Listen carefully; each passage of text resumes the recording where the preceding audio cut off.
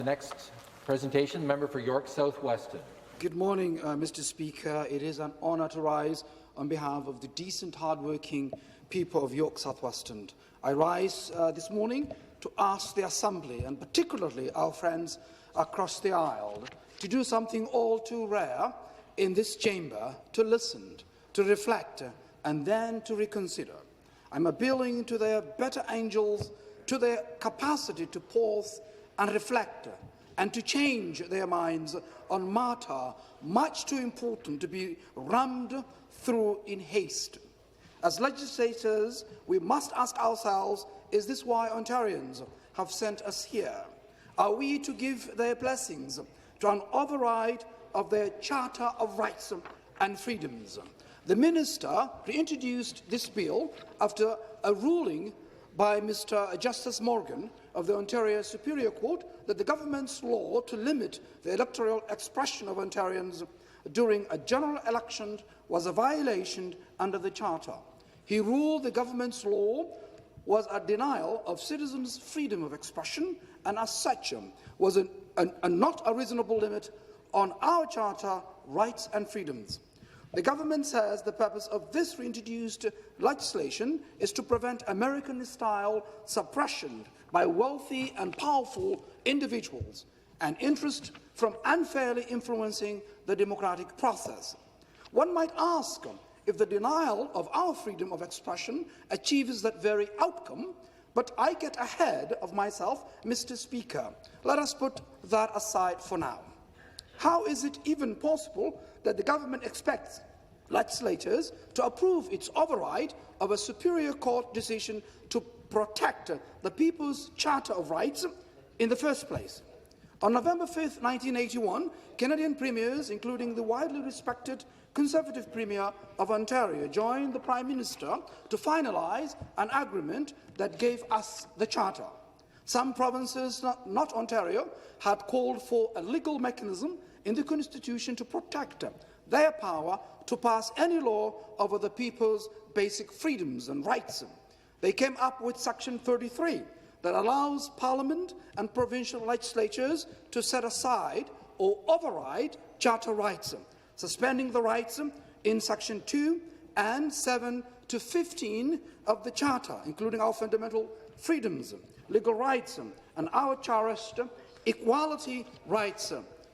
But they all understood that the Notwithstanding clause was an exceptional mechanism, a last resort. It has even been called the nuclear option, to be used only in rarest of circumstances.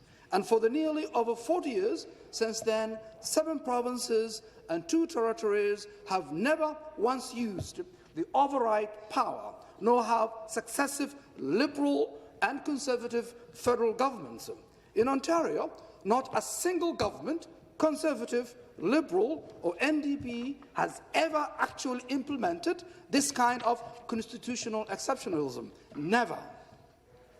Mr. Speaker, the reason the exercise of the Notwithstanding clause is so often referred to as the nuclear option is because with the nuclear weapons it is value. If it works at all, it's precisely because its potential use is so catastrophic that it will hopefully incent legislatures to find a pathway to their goals that does not offend the Charter. Has this government even attempted, Mr. Speaker, to finish such a legitimate pathway? No, sadly, Mr. Speaker, they have not. Instead, this government refers to use an extreme measure, the Notwithstanding clause, to achieve an outcome that it was never intended to reach. Ontario Conservative Premier Bill Davis, who helped frame the Charter, said the sole purpose of with Notwithstanding clause was only for those exceptionality, rare circumstances when a province wanted to bring in a specific benefit or program provision for a part of their population, people of a certain age, for example, that might have seemed discriminatory under the Charter. In other words, this bill abuses the spirit of Section 33 by using it in a manner never intended. Bill 307 provides no specific benefit or program to Ontarians. On the contrary, it takes the freedoms away from Ontarians and offers nothing in return. The frames of the Constitution, like Premier Dave's, drew a line in the sand and decided that Section 33 could not apply to certain underlying rights, democratic rights to vote and right in the federal provincial elections, our mobility rights to move, live and work anywhere in the country, or suspend our precious language rights, the enforcement provision or the sexual equality clause. The exclusion of democratic electoral rights, among others, recognized that the democratic and free exercise of the voting decision was sacrament and democracy was not to be interfered with the partisan purposes. To quote the Supreme Court of Canada, the Canadian tradition is one of the evolutionary democracy moving in uneven steps toward the goal of universal suffrage and more effective representation, since the Confederation efforts to extend the franchise to those unjustly excluded from participation in our political system. Women, racialized minorities, Indigenous peoples have continued with some success in the present day. Yet exclusion is exactly what this bill does by improperly using one part of the Constitution to silence underrepresented voices from full participation in the next election. This government, through the constitutional backdoor, is attempting to do what it cannot do through the front door. Let us remember that this government tried to convince the Superior Court that its law was constitutional, and having failed at that, they now revert to the back door of a never-used option in Ontario to reduce our democratic rights to free expression during an election.